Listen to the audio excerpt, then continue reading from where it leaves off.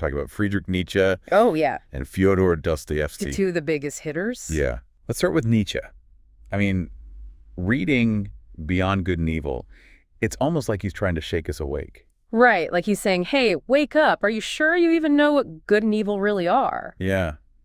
He questions everything we think we know for sure, like our basic assumptions about the world. He calls those immediate certainties.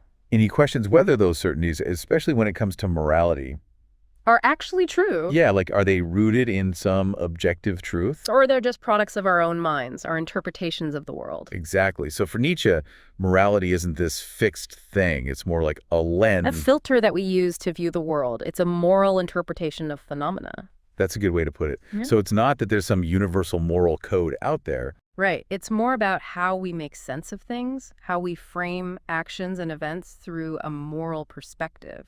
And to illustrate that, he talks about two different types of morality. Right. He calls them noble morality and slave morality. And I got to say, those terms are a little Provocative. provocative, yeah. Can you break down what he actually means by those terms? Sure. Think of noble morality as the morality of the strong, the powerful, the creators. Like the Übermensch. Exactly. The Übermensch is a great example. They create their own values. They define what is good and bad based on their own strength and will. So it's not about following some external set of rules. No, it's about asserting your own will, your own perspective. It's about self-affirmation, strength, and the power to shape your own destiny. And this noble morality has a pretty specific characteristics, right? Like a sense of prolonged gratitude and even revenge. Right. It's not about being nice or turning the other cheek. It's about a very different kind of strength, a sense of justice that's based on power and self-respect. And he even talks about the importance of having enemies. Yeah, because enemies help define who you are. They challenge you. They force you to become stronger. So for someone operating from this noble morality, enemies aren't necessarily a bad thing. No, they can be a source of growth, a catalyst for self-overcoming. Interesting. And then there's slave morality. So how does that contrast with the noble type? Slave morality, according to Nietzsche, arises from the experience of being oppressed, of feeling powerless. Okay, so it's a reaction to the power of the noble types. Exactly. It's a no to everything that represents the outside, the other, the not oneself. So instead of embracing strength and power, Slave morality elevates qualities like kindness, humility, and empathy. almost like a defense mechanism. In a way, yes. It's a way of coping with a world that feels hostile and oppressive. And he makes this really interesting point about how, in this framework, good can almost become synonymous with Too good. stupid. Yeah. So like a lack of cunning, a lack of the ruthlessness that characterizes the noble types. Exactly. It's almost like a reversal of values, where the qualities that the powerful might see as weaknesses. Become strengths in the eyes of the oppressed. Right. It's a way of finding meaning and value in a world where you might feel marginalized or powerless.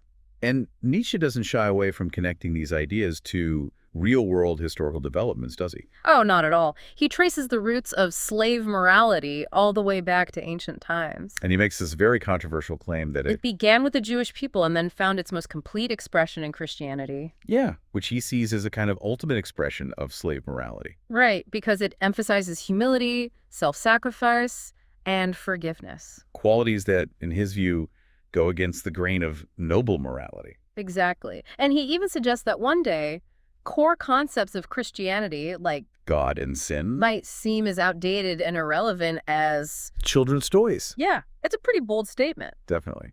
And it's important to remember, we're here to unpack Nietzsche's ideas, not to endorse or condemn them. Absolutely. We're just trying to understand where he's coming from and how his thinking challenged conventional views on morality. So this leads us to his famous concept of going beyond good and evil. Which, by the way, is the title of the book, so that's a good clue. It's a good clue. But what does it actually mean to go beyond good and evil? Does it mean becoming some kind of amoral monster? Not quite. It's more about recognizing that the traditional categories of good and evil might be limiting. Like they might not capture the full complexity of human action and motivation. Right. For Nietzsche, beyond good and evil suggests a realm of action and creation that transcends those limiting categories. It's about creating your own values, your own moral compass, based on strength and self-affirmation. Rather than blindly accepting the values that have been handed down to you. So it's not about rejecting morality altogether. No, it's about going beyond the confines of traditional morality to create something new, something more authentic to your own individual will and perspective. Okay, that makes sense. So we've got this powerful, if somewhat provocative, framework from Nietzsche. Yeah, he definitely shakes things up a bit. Now let's turn to Dostoevsky and Notes from the Underground. We've got a very different take on morality here, right? Oh yeah, night and day. Because the narrator, the underground man, he's obsessed with morality too. Right, but he's coming at it from a much more internal psychological perspective. And he's a lot less confident than Nietzsche's Übermensch. Oh yeah, the underground man is full of doubt, self-loathing, and contradiction. He's almost the anti-Übermensch, where Nietzsche emphasizes strength and self-affirmation. The underground man seems to wallow in his own weakness and misery. And yet he clings fiercely to his freedom, even if it's a freedom to be miserable. That's the paradox, right? Mm-hmm. He hates himself, he hates the world, but he also wants to assert his individuality, his right to choose, even if it means choosing suffering. And he famously declares that suffering is the sole origin of consciousness. Which is a pretty dark take on things. It is. So for the underground man, pain and suffering aren't just things to be avoided. They're what make us human, what give us depth and meaning. And this really contrasts with Nietzsche, who sees suffering as a potential catalyst for growth. But not as the fundamental basis of consciousness. Right. So for Nietzsche, you overcome suffering to become stronger. But for the underground man, suffering is what defines him. It's what makes him feel alive. And he has this intense aversion to anything that smacks of predetermined happiness or rationality. Right, like the Palace of Crystal. That he talks about. Can you explain what that symbolizes? The Palace of Crystal is a metaphor for a perfectly rational, perfectly ordered society. Where everything is predictable and efficient. And everyone is supposed to be happy and content. But the underground man hates this idea. He finds it suffocating, dehumanizing. Because it leaves no room for individual will, for caprice, for the freedom to make irrational choices. Even if those choices lead to suffering.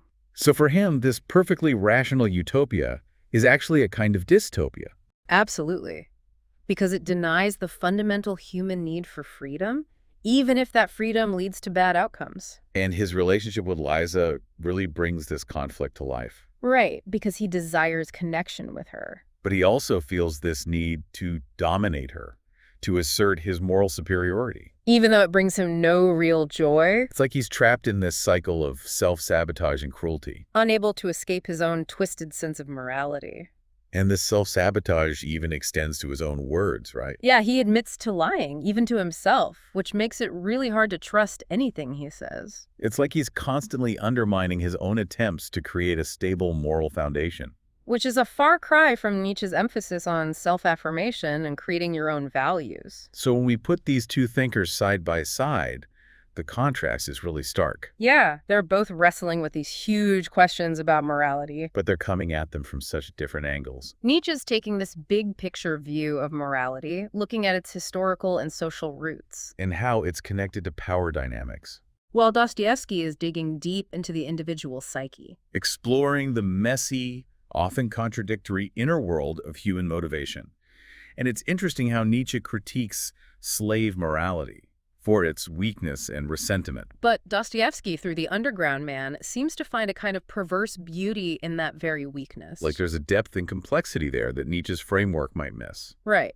And this idea of going beyond good and evil takes on very different meanings for them. For Nietzsche, it's about transcending the limitations of traditional morality to create your own values. But for the underground man, he seems hopelessly trapped in this cycle of moral ambiguity, unable to break free. So you've just had a crash course in two very different, very challenging, but ultimately very rewarding ways of thinking about morality. And hopefully this gives you some new tools for examining your own moral beliefs and the systems of values that shape our world. And it raises a really important question for all of us. Given these two starkly different perspectives, where do we see the roots of contemporary morality? Are we more aligned with Nietzsche's ideas about power and self-creation? Or with Dostoevsky's exploration of the messy, often irrational inner world of human morality? That's something for you to ponder. It's a question that's worth wrestling with. So we encourage you to go back, revisit these works with this fresh perspective. And see what new insights you can glean. Thanks for joining us for another deep dive. We'll see you next time.